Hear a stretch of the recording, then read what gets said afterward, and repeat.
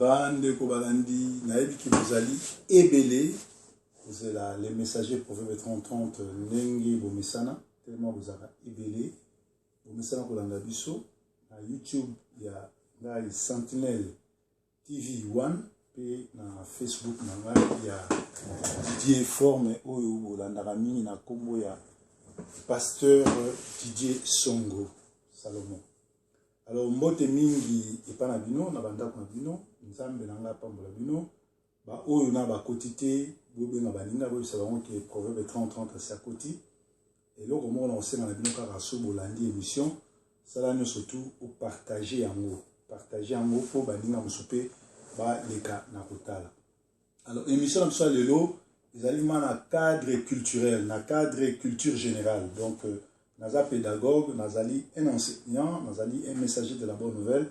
Naye vraiment une étiquette. Il y a un pasteur, mais naye côté en un cadre et à culture générale. Parce que makambo tout le monde na net sikoyo, na social media, na services sociaux, na réseaux sociaux, ils ont un millier à batomangala.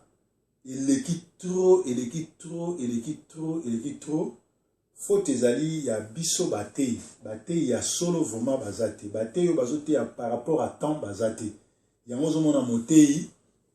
azoleka na TV auta mboka ayebi même makamba forme te ayebi même makamba musique te au lieu ko pe sa vie pour sauver bato bakota lola lui passe son temps ya ko raconter ba salade nyonso wana eza ba signe ya temps ya fin omoni na ngongo nde na olo babuye bato ba mayele ba omona ke covid ndenge yeboye ezali frappe ya nzambe ezali moko ya ba fléau o balobaki na tanga suka ba malade koya et ezali pe moko nzambe autorisé ngo parce que église bâtiment et c'est kanga kala parce que biso basali na nzambe to perdre pouvoir wana to perdre ngolu wana to sali tellement ba bêtises belé bazo croire sur l'église est comme ba buzoba église est comme place à ba aventure église est comme place à banganga bato belé bazo sambela mais bon wana raté na tongo azan église na pourquoi ko sa kindumba na tongo azan église na pourquoi ko loka tout simplement parce que comme bande ya ba grégras social et comme bande ya musique za sous l'église te yango nzambe azo senga mutu na mutu o isa vraie église za temple na yo corps na yo ezali temple nzambe yango nzambe abi ko suye corps na ngate parce que okosamba na ko punir yo parce que ngana vanda rasuna ba bâtiment te ngana vanda na kati ya motema yango na kati ya mission nazo senga na mutu afongola motema na ye asenga na Yesu akota azala lokola nzambe pe mobikisi na ye ekozala malamu nzambe abatela ba oyo tout bazo koma na pesi no merci na bino yo sozolanda biso. En tout cas, merci. Et vous avez malin mingi. Beaucoup de sabat. Et vous avez bien vous partager et vous allez bien. Alors, dans le but terme, et comme ça, binote, oh, tout le monde a l'élo. Yamakamba sape ye makasi. Est-ce que baza ba sape to ba yebi na bango lo côté mais baza ba victime de la mode. Ouais, dans le but ça émission moko à caractère social, caractère moko à culture générale. Oyebi idéologie a forme les bandage ya sap batu baye na idéologie wana baza misatu to 4 ngana mlobaka 4 et nazolo bango parce que ngai o bozomona avant nazala pasteur nazala moko ya ba saper congolais BBC ya na Kinshasa j'avais 14 ans 15 ans King Kester mené à paix à son âme a recruté biso comme ayeba biso to ba saper to sala ba vidéo BBC et futa biso kende na BBC na documentaire on mona ba saper congolais o mona nga nazana kati et tant que saper congolais bazo ikaka des orchestres vive la musique na Victoria alors naye ko beta tolo ya ki saper na ngate mais naye ko claircir les larrons parce que babuzo ba eza ebele parce que le salinga pasi na moni garçon moko cause à la génération moko ou bien à cause de la mukona ou bien à cause de la mukona 2 ans 3 ans lelo azo les camins dans les réseaux sociaux azo mi benga saper et pourtant ce monsieur ce jeune garçon bato ba yebi ba banakin to découvrir mbala liboso na hit parade comme danseur il y a des fois à PC bilamba ou aleka leka nango na clip aye kobima nango akomi kobima na hit parade lokola danseur ya defao donc defao alatisi ye ye abini lelo akoma saper lelo akoma grand chanteur lelo akoma pe mokolo bawenge mais tango alekaka na tikala koyoka jamais akumisa defao parce que biso toyebeli ye comme danseur ya defao soko moni un danseur ya defao akomi komi mona gaza grand saper na Congo c'est-à-dire olobani tozana ba victime de la mode en réalité natanga na verset biblique moko parce que zali émission moko kitoko à caractère culturel eza culture générale tozoki notanga na 2 Timothée 2 Timothée 3 ezopesa biso boye les épîtres il y a Paul na Timothée bakomi or 2 Timothée 3:1 balobi or sache-le que au dernier jour il surviendra des temps fâchés des temps difficiles car les hommes seront idolâtres ezali kosambela bikeko kokumisa bato kokumisa bilamba kokumisa basi kogumbamela bapaster kogumbamela bato omona moto azoleka na TV akomisi pasteur neti nzambe na ye pourtant pasteur wana akendaka na wese asalaka diarrhée ahumelaka pe alelaka pe ayokaka nzala azala pe na mokate me yo ozokomisa nzambe na ntango asuka balobi ke makambo mabe koya bato aza village auta village na basaka taza koteka diamba ayekinaki mokolo ntango autaka mboka akota ta concert moko te mais lelo oyo na nsima évangile alati kombo ya Jésus amikomi pasteur akomi kolobela makambo ya miziki ya Congo sa père et pourtant ntango azalaki mopakano akota ata orchestre moko te concert moko te ni ya balabala ni ya nini et puis ntango azalaka mopakano batikala kobwaka ye ata na nzembo te bien aimé Bible ezoloba bato tu bakutana na Yesu babongwana nga nazalaka Didier Forme nakutana na Yesu nakomi lelo pasteur Salomon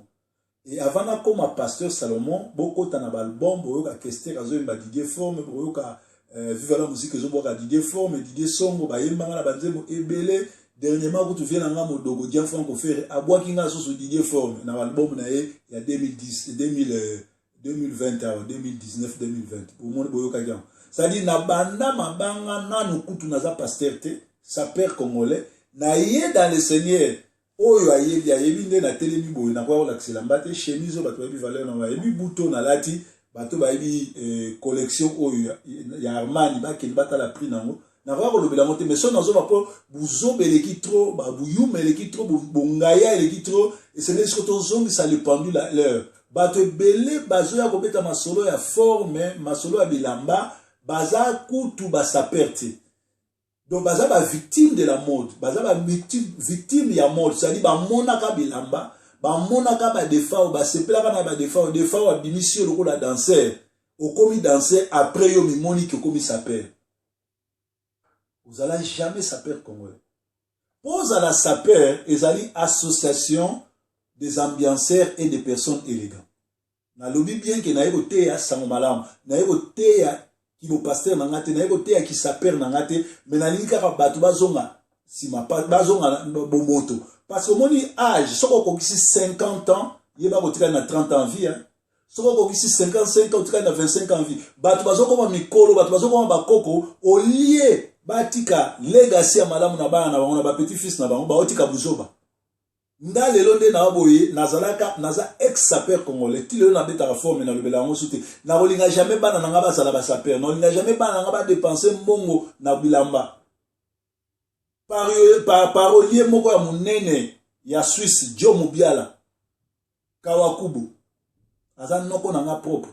aloba boye ayemba nze balobi bilamba eleki bilanga na pasi bilamba eleki bilanga na pasi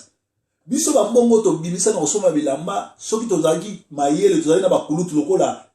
lelo ndenge nga Didier Forme na hotel lelo mais totonga ba immeuble bilamba ça coûte cher biso le ba benga biso ba saper to la ta bilamba ngwanzu te ngwanzu ya lakati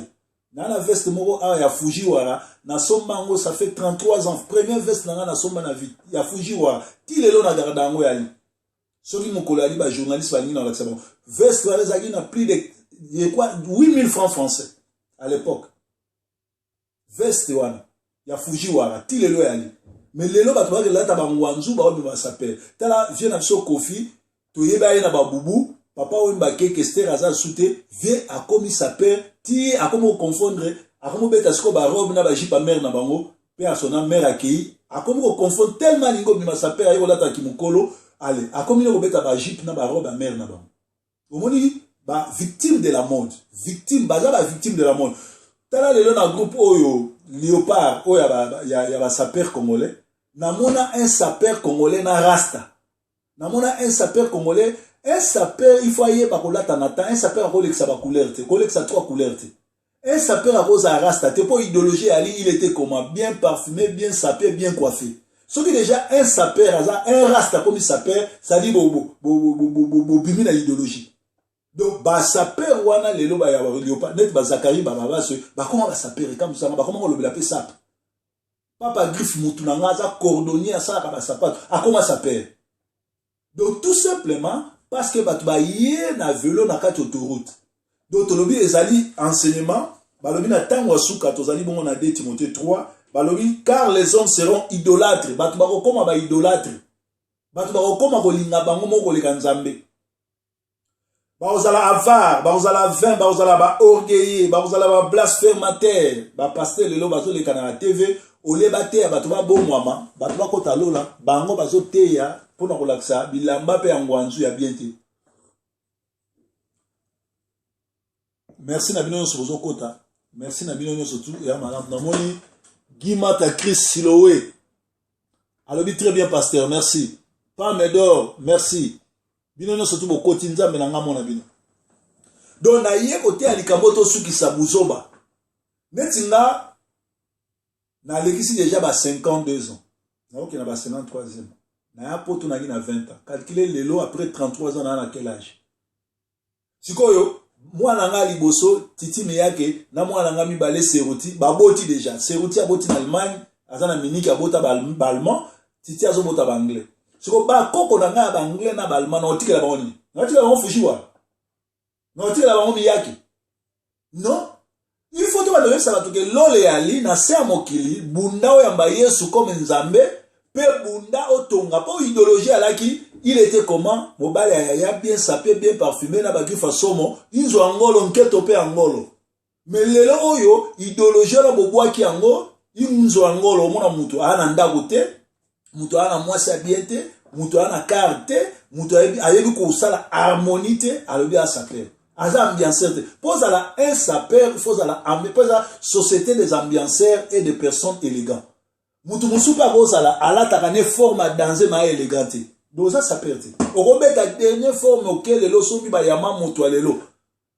neti jibe mpiana aza élégante akobeta ne ba yama moto abeta ka ndenge na ndenge ay élégante forme zorete alléluia forme zorete ay élégante ko lata no ba yoshi ya solo ya ba fongoli na ba sachi mais so oza élégante forme zote muto wa sankara de kunta forme ni yo ko pesa ye ekozwaye petit nanga na yebi ki a répliquer et ozoete yo siko otie tioko e beti yo elongi olio batama ozobima na TV lo ça ya succès omoni ba mbokati donc il faut motia ngona mutu na bino ke lelo o batu tout bazo de la forme bazali bongo ba victime de la mode ba vrai sapeur tozali na bango 4 Nyarkos papa Wemba King Esther mené na bozi na point trait 4 sapeurs congolais bangwana et bango nyonso batike biso idéologie à danser King Esther ba Maison Blanche ba parler na ba bandal bani idéologie ngwana ba kara bien idéologie donc en réalité ambiance ça pesaki eloko moko ya ko cultiver batu ba kola ba koma mayele ezaki ya ko aboutir batu lelote ozoma mutu azozo kuir alati na moi kuir amibengi sapeur aolata 1000 couleurs abimi lokola nani nini mbinzo mimbine babenga ona yikongo ponga na mto bandulu mimbimbi mutu un sapeur rolata okolexa deux couleurs et 3 couleurs il faut oza na 3 couleurs puis harmonie na mona net bandeko na biso ya Congo Brazzaville ba makasi na sapato mapapa mais makambo kolata vraiment kolata ba ibo tia harmonie te alors nangonga oyo est-ce que futo lobela sap Non, nango faut pas to le sap. Nango faut to ça va toquer âge poussani. Oyaki poto na 20 ans. Ça va ton sous obeti na no 15 ans rallye. Olongwe kin, okoti zongo Cameroun, osali 15 ans poko mapoto. Oyeso osali 15 ans sur na poto zolu kwa mukando, ça déjà 30 ans.